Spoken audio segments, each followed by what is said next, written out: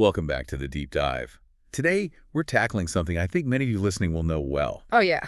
That intense process of building or redesigning a company website, especially for SaaS companies. Right. You quickly find out it's less about cool designs and animations. And much more about politics. Right? It really is a political battlefield disguised as a design project, isn't it? Totally. And our sources really back this up. Look, every stakeholder inside the company, the founder, product marketing, they all have valid needs, things critical to their job. Makes sense.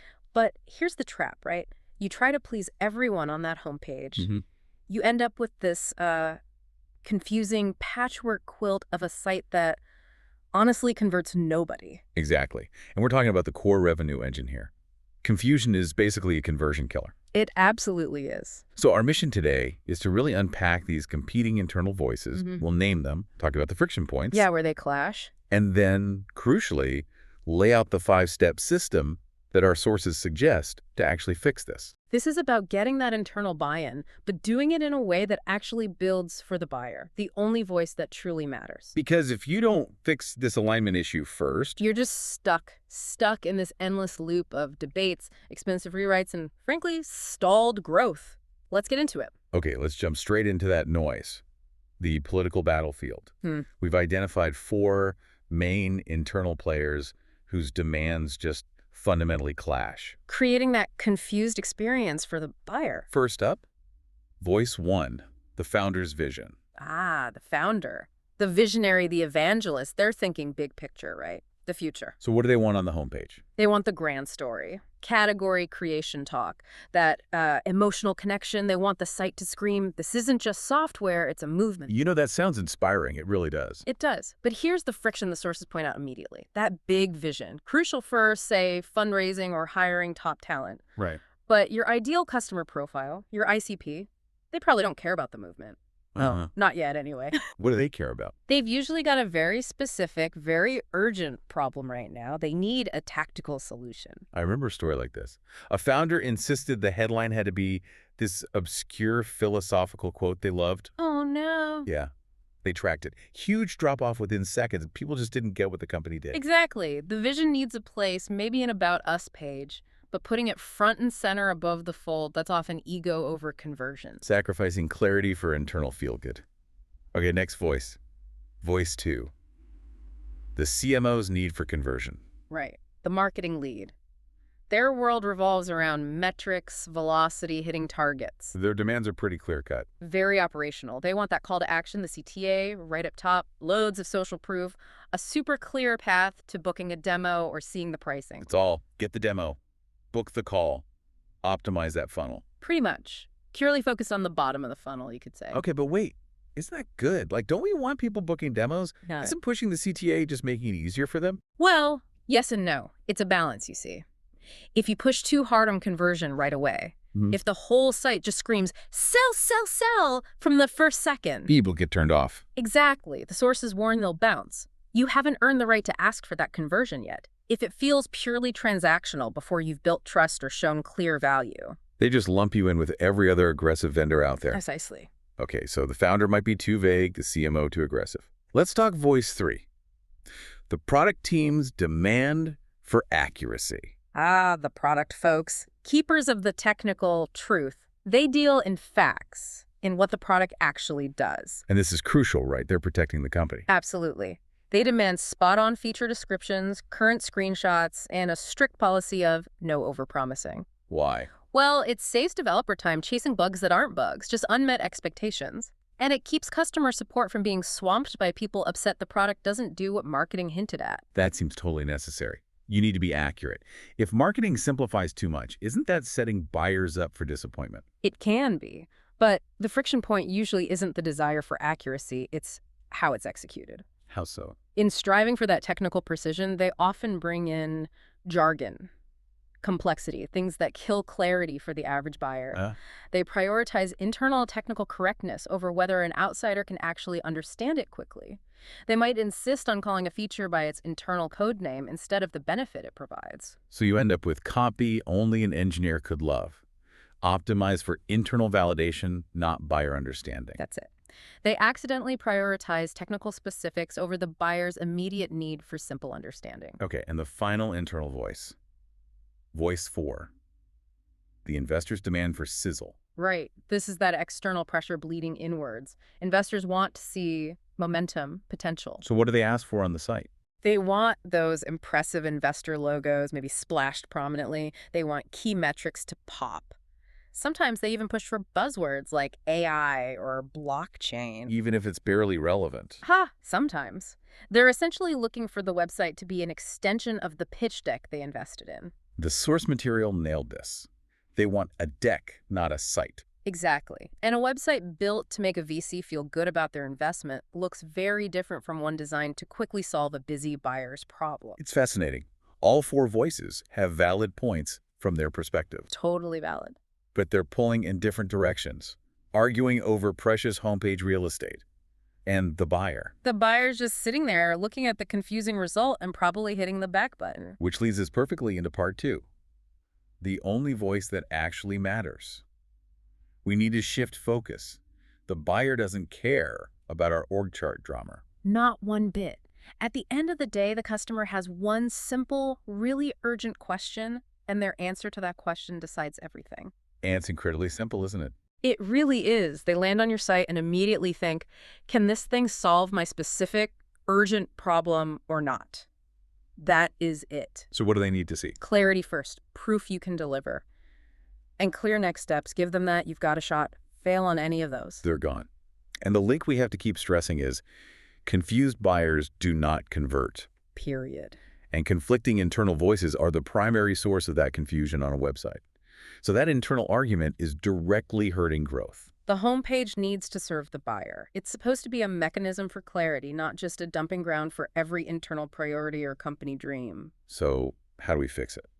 How do we bring order to these powerful internal forces? We need that system, the one that aligns everyone, founder, CMO, product, while keeping the focus squarely on the buyer and conversion. That's the 5-step system our sources lay out. It's about creating alignment before you build. Okay, let's walk through it. Step 1 sounds fundamental. Step 1, one message, one outcome. This is about radical simplification, cutting the fluff, forcing consensus. You have to get all those internal voices aligned around the single core story that actually wins deals.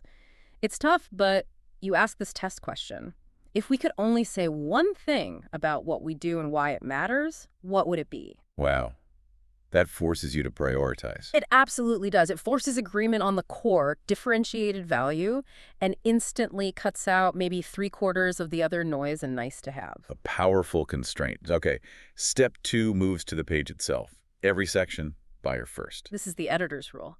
Every single element on that page, every block of text, every image, every testimonial it has to earn its space. How do you judge that? You ask the person who wants that content there, does this specifically help move our ideal buyer forward towards understanding or action?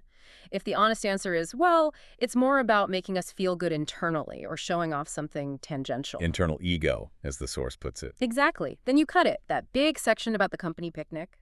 Ego, the super detailed technical diagram the engineers love, may be relevant way later, post-demo, not on the homepage. It's a great filter. If it serves the company's internal narrative but not the buyer's journey right now, it doesn't belong in prime real estate. Which leads nicely to step 3. Secondary needs. Sidebar. Yeah. This addresses where to put those things that do need to exist somewhere. The founder's longer vision statement, the investor deck download, press mentions, career info. They have a place, just not front and center. Correct. They absolutely can and should exist, but they get relegated. Put them in the footer, maybe a secondary navigation menu, or a dedicated resources section. The source had a great analogy. Your homepage is not a filing cabinet.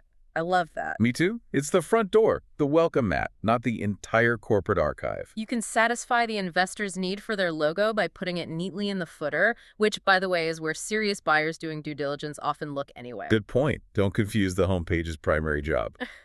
Okay, step 4 tackles that language problem we talked about with the product team, the clarity rule. This is all about cutting the jargon. Writing copy that sounds like your actual buyer talks. Not how your engineers talk. Precisely. This directly tackles that tension between technical accuracy and marketing clarity. You have to prioritize simple understanding for the buyer over the precise internal vocabulary. And there's a memorable test for this, right? Yeah, it's great. If a reasonably smart 14-year-old can't listen to your pitch and then explain basically what you offer back to you, your messaging isn't clear enough. It's not ready. That forces you to kill the buzzword. Ruthlessly. You audit for things like leveraging synergistic solutions or enterprise-grade paradigms. Yeah, I know. Great, that's failed messaging. If a buyer can't quickly grasp what you sell and who it helps, they'll just assume it's not for them and leave. So instead of leveraging solutions, You say, we help sales teams close deals 30% faster, or Yeah. whatever the clear benefit is. That's clarity. okay, that leads us to the final and maybe most crucial step, the one that underpins the whole system. Step 5, internal alignment. Endless opinions. This is about stopping the debates before they start. The positioning sprint. This is absolutely the key. To break that cycle of endless arguments and rewrites, you need the key players, typically the CMO, founder, product, lead to agree on 5 foundational things before anyone designs anything or writes any copy. It replaces subjective opinions with agreed upon rules. Exactly. And what are those 5 foundations? Okay, number 1, nail down the ideal customer profile, ICP. Who exactly are we selling to? 2, what's our core differentiator? Why choose us over anyone else? Right. The urgent problem we solve for that ICP. What pain are we alleviating now? 4, the desired outcome. What success does the customer achieve by using us? And number 5. Why now? What market trend or pressure makes this solution timely and necessary today? Once you have those 5 documented and signed off, That's your foundation. The entire website must be built only from that agreement. It becomes the single source of truth. so future debates change. Instead of, I don't like that headline. It becomes, does this headline effectively communicate our core differentiator to our ICP experiencing this urgent problem? It shifts from subjective taste to objective strategy. Let's dig into that why now element for a second. Why is urgency so important for alignment? Because if there's no urgent reason for the buyer to act today, they'll just put it off. Indefinitely, maybe. Right. Interesting. Maybe later. Exactly. The why now forces the internal team, especially the founder and CMO, to agree on the external trigger or market pressure that makes the solution relevant right now.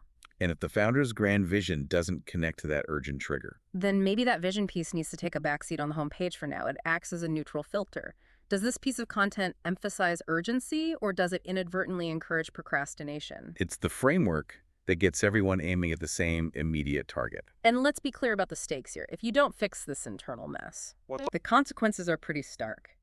More arguments within the team, constant homepage redesigns, maybe every quarter, fewer leads coming in because the site is confusing, and ultimately, Slower growth. significantly slower growth.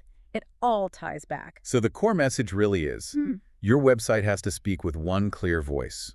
It can't be this fractured reflection of internal power struggle. Absolutely. The sources put it perfectly. Your site isn't a megaphone for internal stakeholders. It needs to be a mirror for your buyer. A mirror for the buyer. If the buyer looks at your site and doesn't clearly see their own reflection, their problem, their needs mirrored back at them, simply and clearly, they're gone. Wow.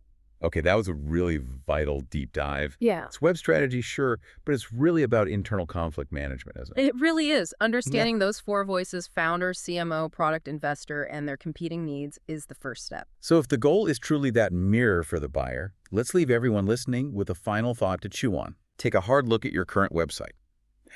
How many of the voices shaping its message right now are actually your buyers? And what's the real cost to your conversion rate when those numbers are out of whack? The cost is confusion. And confusion, as we've said, kills conversion. Applying this kind of structured thinking, prioritizing that buyer's voice above all else, that's how you cut through the internal noise. And make sure the knowledge actually translates into results. Exactly. Until next time, keep digging.